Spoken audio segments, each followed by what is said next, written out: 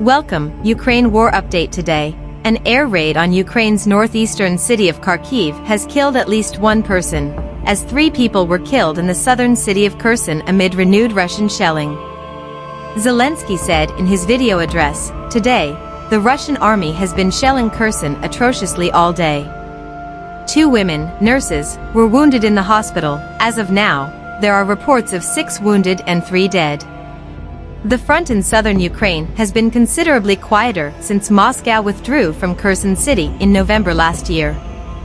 The region is one of 4 in the south and east that Russia claimed to have annexed last year, although it did not fully control the territories, and the regional capital is still subject to frequent shelling. A missile also hit a block of flats in Kharkiv, killing 1 woman, injuring at least 3 others and causing widespread damage, Regional Governor Ola Syniehubov said. Pictures from the scene showed fire engulfing part of a residential building in the country's second biggest city. Syniehubov said on Sunday the attack took place in the city's central Kiev district. Syniehubov wrote on Telegram, 3 people were slightly injured. Unfortunately, an elderly woman was killed. Her husband was nearby when the strike occurred and by a miracle suffered no serious injuries.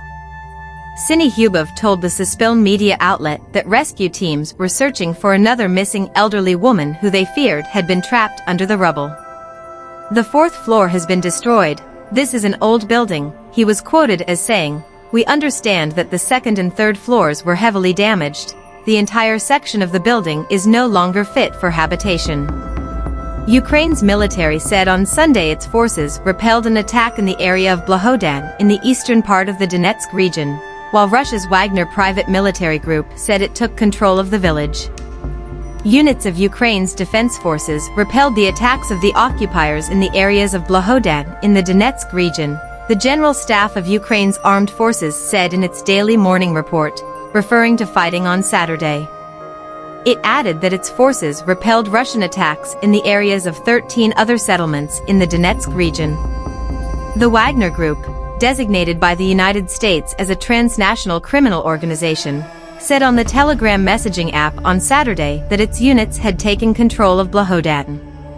With fighting heating up in the Donetsk region, the exact line of contact has been unclear, especially around the town Bakhmut, where some of the heaviest fighting of the war has been taking place in recent weeks.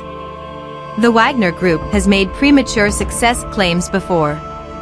Ukraine has said that the Russian offensive on Bakhmut has not culminated, but the situation along the front line there has been growingly difficult.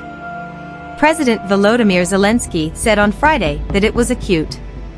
The Russian army apparently is repositioning heavy forces in advance of a widely anticipated winter offensive in Luhansk Oblast in eastern Ukraine's Donbas region. The forces include elements of the elite 1st Guards Tank Army, which has spent months in Belarus, recovering from its near destruction by Ukrainian brigades during 2 previous, large-scale operations. A Luhansk offensive would be the 1st Guards Tank Army's 3rd chance to prove itself in Ukraine. Or, alternatively, a 3rd chance for Ukrainian forces to wreck the formation. Ukrainian intelligence relatedly noted that elements of the 2nd Motor Rifle Division of the 1st Guards Tank Army of the Western Military District have withdrawn from Belarus and partially deployed to Luhansk Oblast, the Washington, D.C.-based Institute for the Study of War noted on Wednesday.